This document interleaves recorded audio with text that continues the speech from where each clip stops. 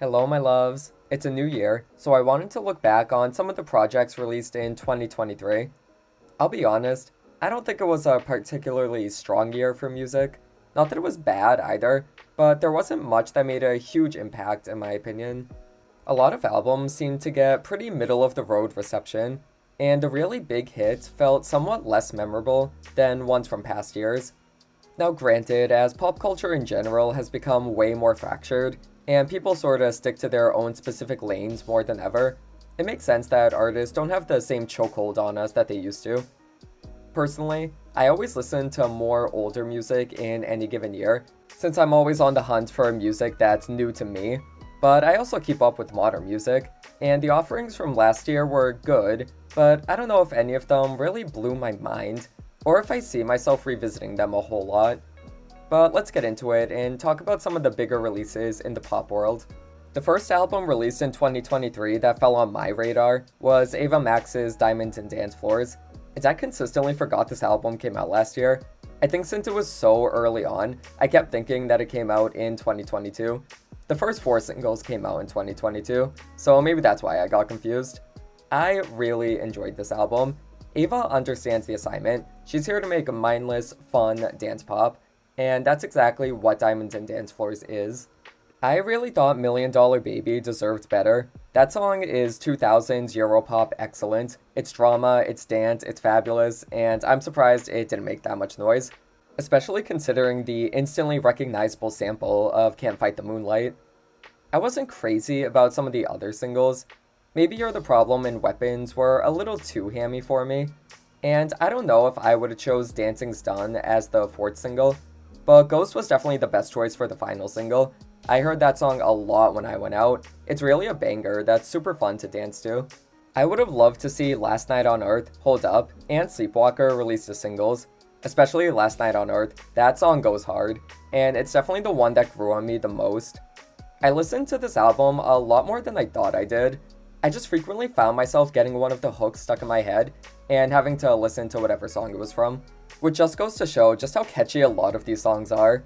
I didn't even notice how much I revisited a lot of these tracks. As someone who willingly inundates himself with music, it's always a good sign if I'm consistently going back to an album after listening to tons of other ones, and that's what I did with this one. I'd say this album was a perfect way to start out the year. Again, it's just a fun, mindless dance pop Ava does best. I personally think it's just as good as her debut. It's certainly more cohesive, but I think the highs of her debut are a little higher than the highs of Diamonds and Dance Floors, with the exception of Last Night on Earth, Million Dollar Baby, and Ghost. Next up, we had This Is Why by Paramore. I love Paramore. Brand New Eyes is that bitch, but I didn't really listen to This Is Why very much. It came and went for me, and I don't mean that as a criticism. Really, it just comes down to my taste.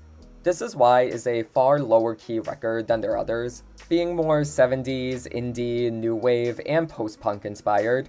It's great, don't get me wrong, but I just personally like more fast-paced energy in my pop rock, and This Is Why isn't that record. Again, the problem is me here, not the album itself. It's a great project, just not exactly my thing. Next up, Miley Cyrus's Endless Summer Vacation. I felt so middle of the road for this album. The songs I liked, I really liked. The songs I didn't, I just did not care that much about. River, Jaded, Wildcard, and Violet Chemistry are all great, but I feel like I need to be in a very specific mood to enjoy the rest of the album. The title definitely doesn't lie. It does feel like the summer, and at some points it literally feels endless. I'm sorry, but some of the slower moments like Rose-Colored Lenses, Island, Wonder Woman, if I'm in the right mood they're good, but they kinda go in one ear out the other for me. I also just never saw it for Flowers. It's good, but I wouldn't rank it as one of her best singles, and the fact that it became one of her biggest hits is nice, but I wish that Mother's Daughter or Midnight Sky would have had the same recognition, since I think those songs are way better. And not to sound mean, but seriously, how interested are we in Miley and Liam's relationship still? It's just crazy to me that two of her biggest hits are a decade apart, and they're essentially about the same topic. Not that she shouldn't write about someone who is a big part of her life, but I don't know, I'm just kind of over it. I'd rank Endless Summer Vacation among my lesser favorite Miley albums that I've listened to so far. I still haven't heard Dead Pet or Younger Now, so I'll have to get into those before I know where I'd rank this in her overall discography. Next up was Ellie Goulding's Higher Than Heaven. This was one of the strongest albums of 2023 in my opinion. Just a straight up, simple dance pop album, wall-to-wall bangers. Ellie sounds incredible throughout. It is solid. This was actually the first album of hers I've listened to, and it totally makes me want to listen to the rest of them. My favorites were Easy Lover, Midnight Dreams, Love Goes On, Taste Like You, Temptation, and one of my top songs of last year, All By Myself. That song is so good. It has stayed on my rotation. Same with Miracle by Calvin Harris. Anytime those two collab, it's gonna be a banger. I just love her voice on a trancey dance track, and that's what those two songs specifically gave me. Next was Kim Petras' Feed the Beast. I feel like this album got a lot of flack. I know it was a messy road getting to it. We had the scrapped Problematique that ended up coming out later anyways. And you know what, why don't I just talk about those two together, since they're pretty much linked to each other. Feed the Beast, in my opinion, is a perfectly good dance pop album. Is it cohesive? No, not at all. The track list jumps wildly from cheeky sex bops to house-influenced tracks to trap-influenced tracks. It's a little all over the place. But frankly, I don't care. I think all of the songs individually are bops. I enjoyed them a lot, especially Uh-Oh, King of Hearts, Claws, and the title track.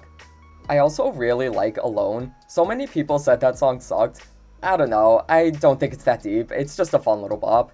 And yeah, the verses could have had a little more pulse, but I love screaming along to the chorus, and of course Nicki's verse is great as usual. Now, Problematique, which got surprisingly released out of nowhere in September, this is what I think most people wanted from Feed the Beast. It's sonically cohesive, very Eurodance, early 2000s Europop and house inspired. The tracklist feels intentional, every song here has a purpose. This is just a much more cohesive album than Feed the Beast. It's definitely a brisk listen, just under a half hour, which I'm sure is due to a lot of the songs either being cut or being repurposed for Feed the Beast, but I don't really mind the short length. I like how it's a quick, non-stop, fast-paced dance album. I actually think the shortness works in its favor. I didn't really revisit either of these albums a ton outside of my favorite tracks, but I enjoyed them both a lot. Treat Me Like a Hoe is still on rotation for me. That song is not leaving anytime soon. Next up, BB by Bebe Rexha. This album deserved better. This was the album I feel Bebe's always had in her. It's a great blend of personal songwriting with upbeat dance pop production. It's a tie between this one and her debut for my favorite album of hers. Satellite, Call on Me, Miracle Man, Visions, all bops. I wouldn't call this album anything outstanding, but for what it is, it's really good. Next up was Kelly Clarkson's Chemistry. I felt perfectly in the middle about this album. I don't think much stood out from it. There wasn't a lot that I wanted to go back to. I think it was perfectly serviceable pop, but not even close to being among Kelly's best. I was hoping it would be angrier, moodier, maybe a little more emo given the nasty divorce she's been going through. I wanted more rage, I wanted louder production, I wanted in-your-face pop rock, like a spiritual successor to My December, but that's not really what we got. Chemistry is good for what it is, but I just feel like it could have been more. My favorites from it were Red Flag Collector, That's Right, Did You Know, and Favorite Kind of High. Okay, next up, You and I by Rita Ora. This was actually the first album by Rita I ever listened to, and it didn't exactly leave me wanting more. I'm definitely gonna listen to her other albums because I've always wanted to, but this one just didn't do much for me, I'm sorry. Too many ballads, too many mid tracks, not enough catchy hooks. The only songs I revisited were Praising You and Waiting For You. Unfeel It and That Girl were also pretty good, but yeah, this was probably the most mid album of the year for me. It just did not do much to stand out. Next we had Jaguar 2 by Victoria Monet. I am so happy to see On My Mama blowing up. Victoria's been behind the scenes for so long, so to see her own music getting recognition is so great. Jaguar 2 is such a strong debut. It builds on what she did on the first Jaguar, and does it even better. It's chill, sultry, sexy, and overall a good one to throw on and just vibe out to. Not long after that we got Guts by Olivia Rodrigo, a very solid sophomore album. I, like many others, prefer the more rock-heavy tracks as opposed to her ballads. but I didn't find the ballads on this one to be as pace-breaking as they were on Sour. I think Sour suffered from too many ballads, but Guts strikes a better balance. There's more up-tempo moments here, like Love is Embarrassing, Get 'Em Back, Ballad of a Homeschooled Girl, and All American Bitch. It's good stuff, and continues that 2000s pop-punk sound she had going on her debut. And I actually like how it's not too different from that album. The girl has a sound, she has a brand, and it works for her. I'd say Guts is a little grungier and a little angrier, but also has some moments of introspection, like Pretty Isn't Pretty, which was one of my favorite tracks. She's building on what works for her, and I just love how we have an artist like her now. In the 2000s, we had Avril as our angsty pop rock girl, and now this generation has Olivia. A week later, we got Madison Beer's Silence Between Songs, and I'm gonna need all my beer cans to rise up and start talking about Madison's music even more. She is so incredibly talented, and she's really coming into her own style.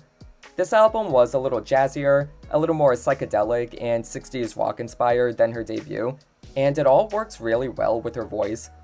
This album was so beautiful, so lusciously produced, so well written, it literally brought me to tears, especially Rider and At Your Worst. Now, I don't like it quite as much as Life Support, but that is a very high bar to set since that album is very personal to me. But still, Silence Between Songs stands as an amazing record on its own.